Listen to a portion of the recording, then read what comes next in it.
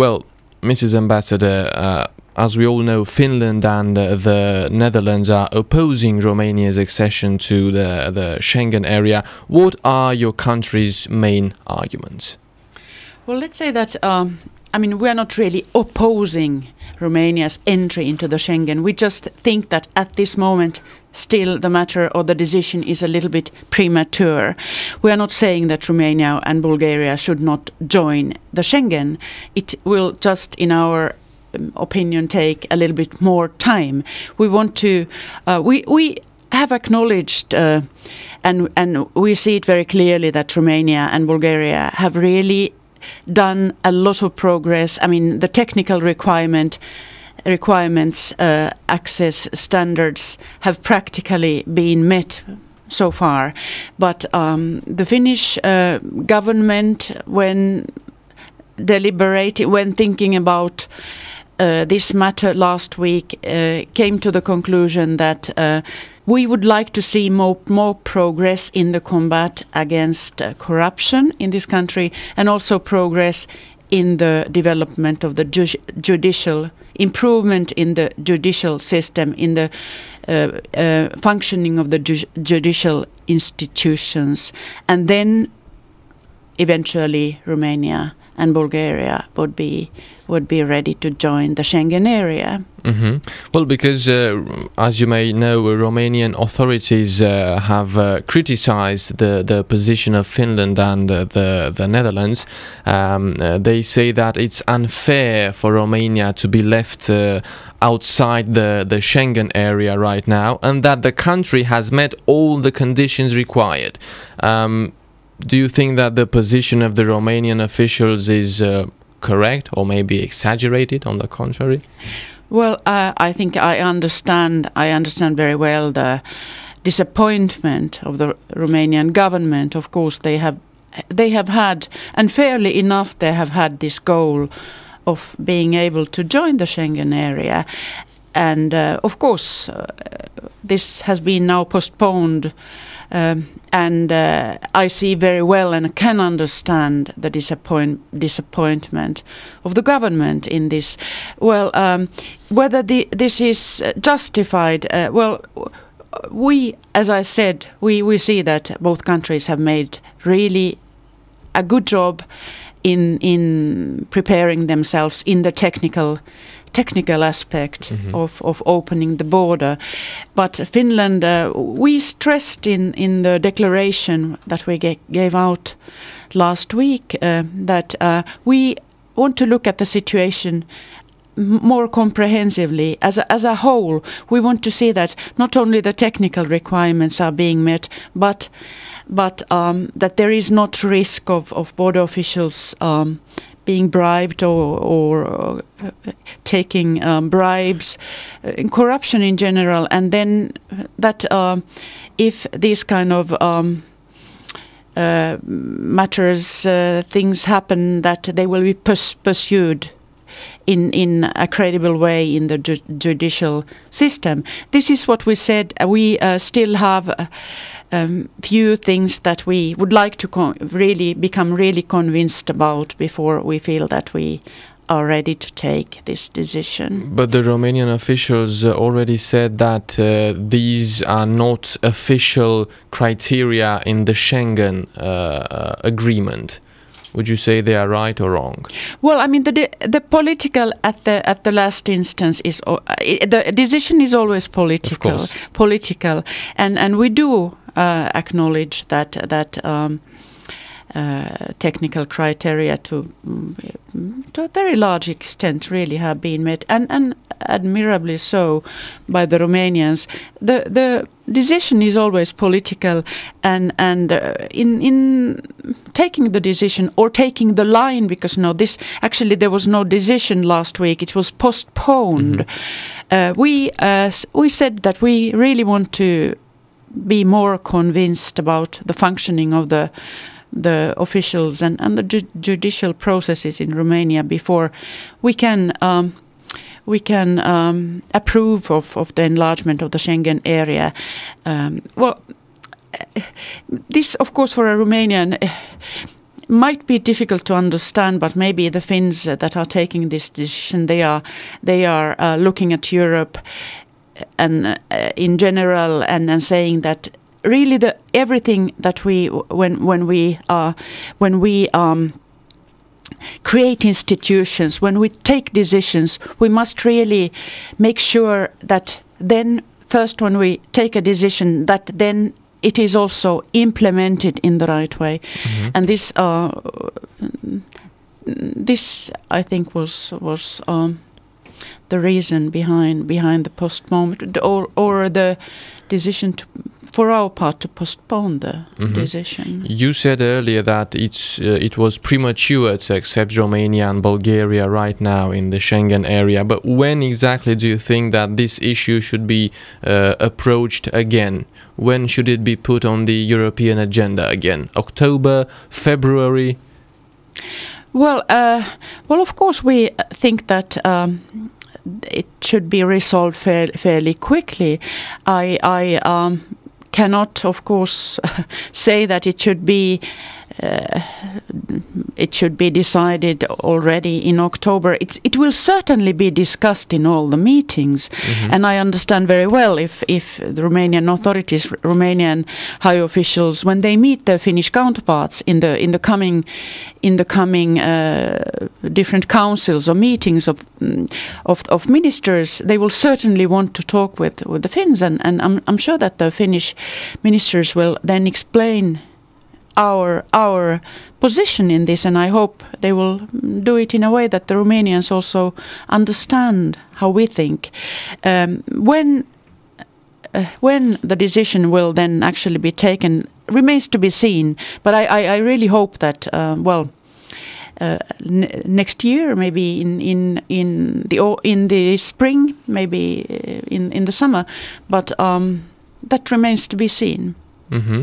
But we know that the prime ministers of Finland and the Netherlands are discussing the Schengen issue today, amongst other subjects. They are meeting in the Netherlands. What can this discussion change? Why was it necessary?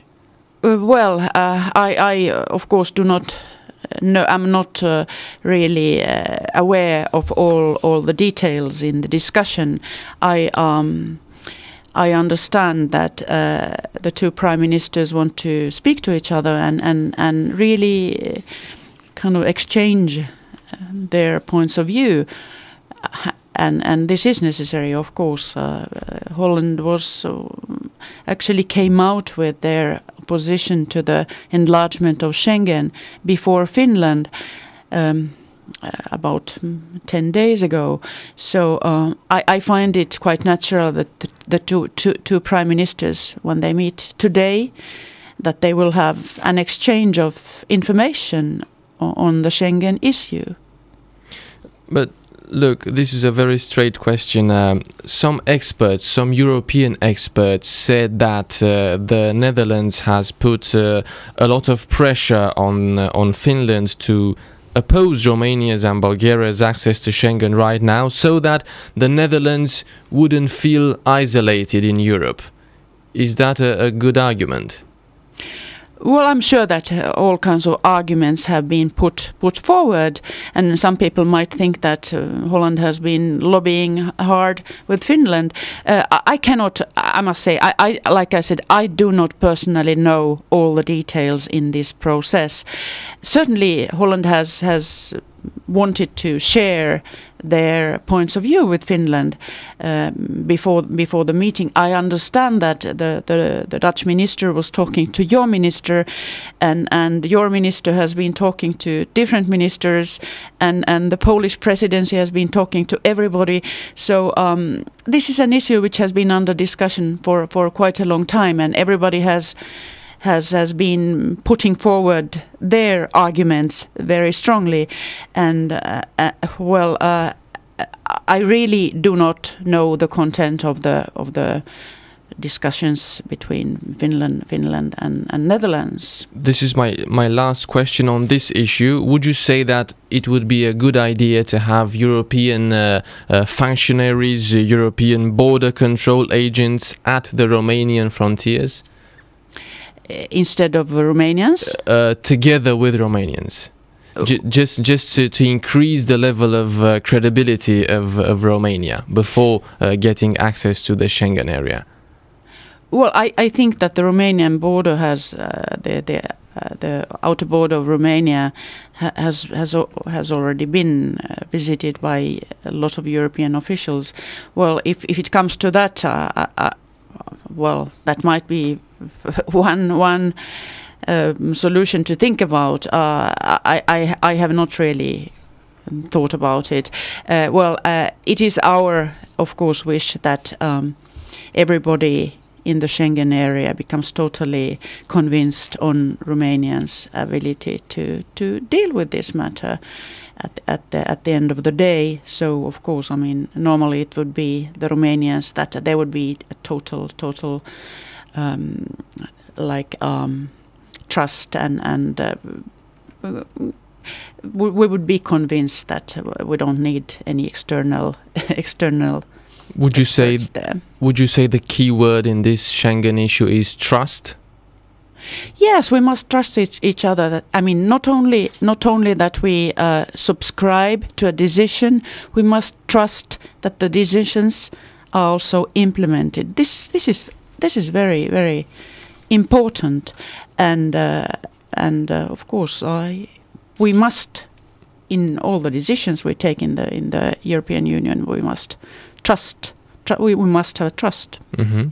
Well, let's talk about the relations between Romania and Finland. How would you describe them right now? Well, I think that the relations between Romania and Finland are excellent. I don't see.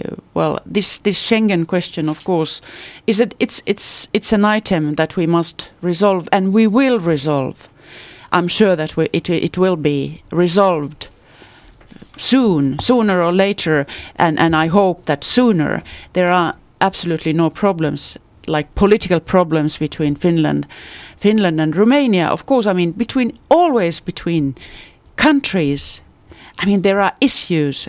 Sometimes there are issues that are more difficult, but we are partners. I mean, we must deal with the issues together and find solutions for them. This is what European Union is about. But for instance, do you think that the Roma community from Romania is a problem in Finland? Because this was one of the arguments for Finland's position in the Schengen issue. Maybe not the main one. Well, the Roma people who have come to Finland, I mean, they would be there even. I mean, Schengen has nothing to do with it. I mean, there is free movement of people in the European Union, and the Romanian citizens can enter Finland without visa. They can enter the country without any problem, and as long as a Roma or whoever who has a Romanian citizenship enters Finland, they can do it without with a valid identity card, without any necessity of visa. So Schengen doesn't bring any change in this matter.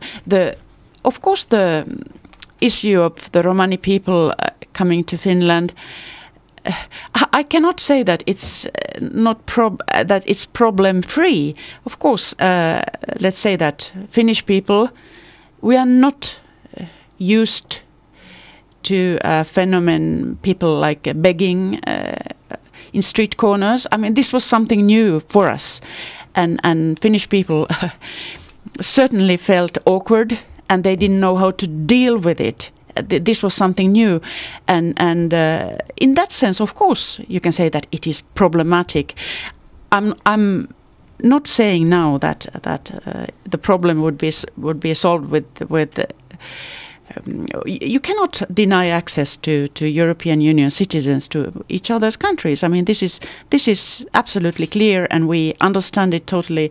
If there is a Roma issue in Romania or in European Union, we must deal with this issue in different ways and try to find solutions for them. I mean, the Finnish winter is very cold, and people who come to Finland and they don't have shelters, they don't have housing, they will not survive the winter, and Finnish people have just been worried, and they have been kind of overwhelmed and surprised by this. But do you think that the solution belongs to Finland or Romania, or both? Well, the question of the Romani people and their problems in Romania, of course, belongs to Romania. The question of, on the other hand, of the Romani people who come to Finland as they're European citizens, I mean, of course, it is also Finland's problem. Absolutely, we cannot say that this is not our problem at all. They are there. They have the right to come there, and if they don't commit crimes, we cannot send them back, and it's not our intention to send them back if they do not commit crimes, of course. The Roma issue, of course, is a difficult issue, and we understand it very well. The integration of Romani people into the societies, it's a very demanding task, and we've been doing really work on it in Finland. We had a working group on the Romani issues, and we have really made propositions on how to deal with the Romani people's problems on national level, on European level. And of course we hope that this kind of discussion and dialogue can go on, because these are human persons, and some of them are victims of trafficking, of maybe organized crime and so on. And I mean, we all share the responsibility. Of course, I mean, Romania shares responsibility, Finland shares responsibility when they come to Finland. Okay, we are getting to the end of this interview. I'd like to know, in your opinion, which are the areas in which Romania and Finland could collaborate more? Economical fields, cultural maybe? Well, I have just started my term of hopefully 4 years in this country, and I absolutely want to foster and promote political dialogue between the two countries. I find that we are partners in the European Union, but maybe there has been too little contact between the political leadership of the two countries, governments. So I really want to foster and promote political contacts, high-level meetings, contacts between the Romanian leadership and Finnish leadership. Of course, economic contacts and development in general, trade development. This is very important. I think that Romania is an interesting country for a lot of Finnish companies, and Finland offers certainly an interesting market for a lot of Romanian products. So these would be really my priorities: to deepen contacts in the political field, and also to deepen contacts in the economic and trade field. Cultural cooperation is always a lot of fun, and it enhances the understanding between the people. So it's, of course, I find it very, very important as well. But what about Nokia? Because the biggest cell phone producer in the world, Nokia, is present in Romania, in Jucu, the county of Cluj. But we all know that this company has suffered because of the economical and financial crisis. An important number of employees have been fired, including in Romania. How do you see the future of this company here in Romania? Well, I really cannot say anything about the future of Nokia. We all know that Nokia has had setbacks during the last 2 years, 2-3 years. These have been difficult times. The Nokia is creating a new strategy in the smartphones sector, and of course, as a Finn, I really hope and wish that the new strategy will be a successful one.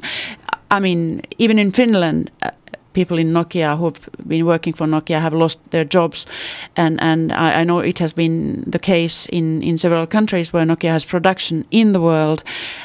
This is really these are fluctuations in the international in the global market, where for a government official it's very difficult to do anything. You just look how things develop and hope for the best and hope for smart, very, very smart strategies. As a Finn, I mean, Nokia is we are very proud of the company, and it's really a great flagship company for Finland. It has been in the past 15 years. So what Nokia does, all Finns feel it under their skin, and I really hope that Nokia's new strategy will be a successful one. Okay. Although it has had problems, we do admit. Thank you very much. Thank you.